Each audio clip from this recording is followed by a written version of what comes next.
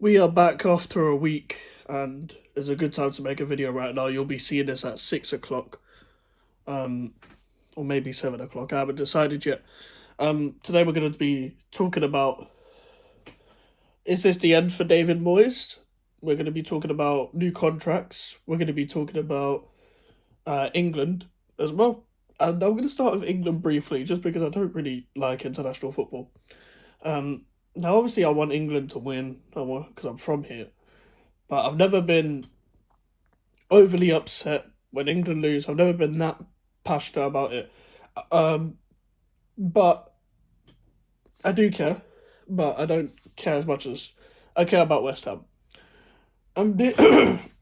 Excuse me. And here's what I will say. I used to be one of them guys that stuck up for Southgate for so long, and it's just so stupid. Like, this whole mentality in this England squad is stupid. Like, they think it's really good that we drew 3-3 with Germany. They think Declan Rice, man. I stick up for Declan Rice all the time, but I've also got a video slandering him about his interview against Brighton. He done something similar where he said that we score a lot of goals in training, so I'm not worried. And a lot of people made good points saying, well, yeah, you're playing against our defenders. And it's training. Like, when does anyone take training that seriously? Like, in terms of that's exactly what's going to happen in the match. Obviously, you take training seriously. That's not what I meant, but you know what I mean. And here's the thing. Oh my god. If you're going to play defensive football, five in the back, you need to be somewhat organised. You need to not play defenders that can't defend. Um, you need to actually put your best defenders in the squad. You need to actually have some sort of plan when you're counter attacking. Because otherwise, people like Kane and Sterling are going to be isolated. And Mount, to be fair, changed the game. I don't rate Mason Mount that highly, but he changed the game. Fair play to him. And so did Bukayo Saka. And I think Saka should start alongside Sterling and Kane. And it should be a three-man midfield anyway. Rice and Bellingham's a good midfield. I don't see a problem with that. But we should be having Madison in there, but that's never going to happen. Wouldn't even make the squad. He wouldn't even call him up for the squad. There's no point calling up Tony or Abraham if you're not going to play them either. I could make a whole video about England, but we'll see in the World Cup. I'll leave it as there. Now, speaking of World Cup, Nefa Guerd might come back. Nefa Guerd. I think I still don't know how to pronounce his name properly. Aguirre, I think that's how you pronounce his name. The centre back that we signed, who got injured at Rangers, we just thought we wouldn't see him until after the World Cup. We ended up signing Tilo Kehrer because of Aguirre's injury. I think Kehra's been a good signing so far. Maybe he could have done better in a couple more games. But I think he's actually been one of our better players. And for me, probably been our best player. I know a lot of people say Ben Rama. I don't think so. Um, and it would be good to see Aguirre back from injury because Kehrer played well at right back. We could already do that with Ogbonna and Dawson when we play him alongside Zuma, put Kehrer right back because Vladimir Sufar's pissing me off.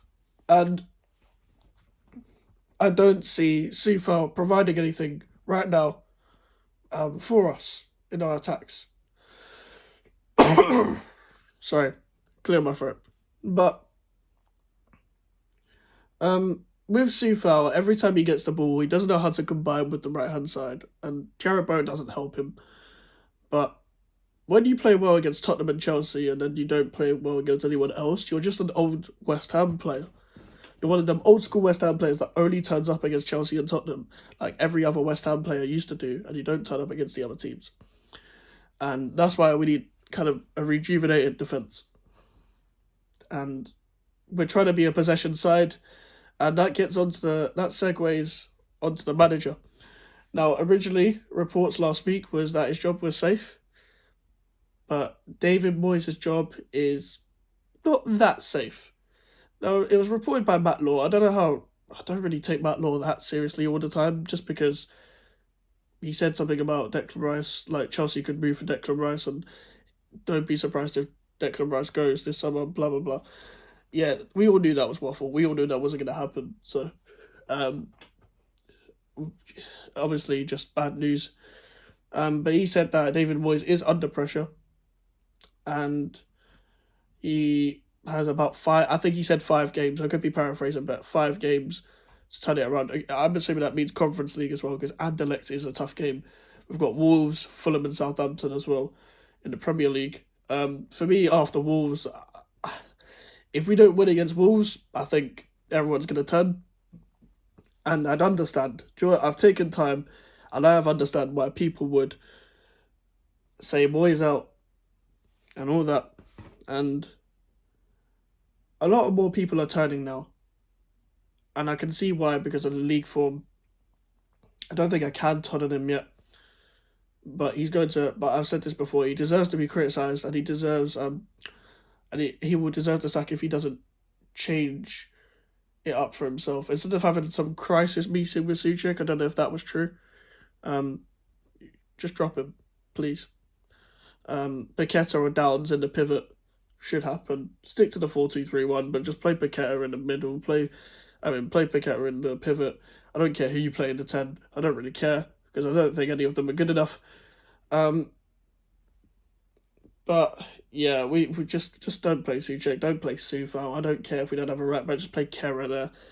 And speaking of right backs, I'm gonna get onto someone later. But Moyes, please just change it up. I don't mean change it up in the starting lineup. I don't mean change it up formation. I don't mean 3 at the back. It doesn't work. Just please change it up in formation. I can see why the tide's turning. I'm still Moyes in, but I understand why people are Moyes out. People didn't really like him in the first place anyway. They obviously still gave him credit when he got that amazing Europa League run for us. But the league form has been awful. And to be honest, I think we should give people time with bigger squads, but there's only so much time you can have because of how competitive this league is. So I understand both sides of it. I'm not going to just go ahead and jump ship yet. But I'm telling you, I'm going to give him 4 games. I'll say, Fulham, Southampton, Wolves, and Anderlecht. I'll give him that. Then again, actually, we also play another. We play Anderlecht twice, I think. Yeah, that was the 5 games. We play Anderlecht twice, I think, as well. So I'll give him that 5 games. And if he doesn't change it, for example, if we lose to Anderlecht, I think, maybe I'll turn. Because the Conference League means more to me. Because this is probably our best chance of getting a trophy that we will ever get. And if we don't get it, I'm not saying it's the be all and end all, but it will be a great chance to get some silverware, because we haven't had any. Well, I've never seen a trophy lift apart from the playoff trophy in my lifetime. So, yeah, Moyes needs to turn it around, and that's going to be up to him. I understand why people are Moyes out. I understand why people are Moyes in. But let's just see how this pans out. I'm Team Moyes, but I'm also Team West Ham. I want to know what's best for the club. But my thing is as well, the one thing that really holds me back about sacking Moyes is we're not going to get anyone that's ambitious. I don't know any attacking managers out there,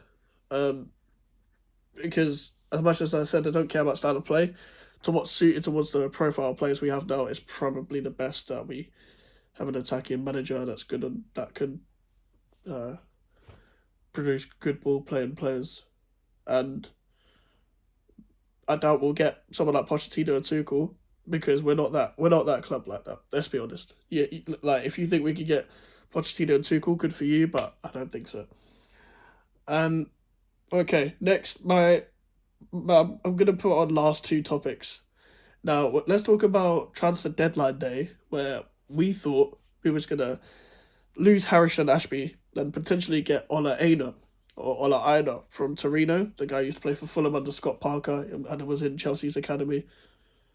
We thought we were going to lose Harrison Ashby to Newcastle.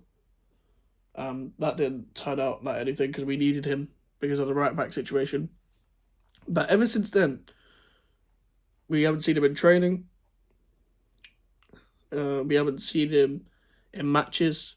We haven't heard of any injury. So this could only mean, where is Harrison Ashby? I think he's upset that he didn't get the move to Newcastle.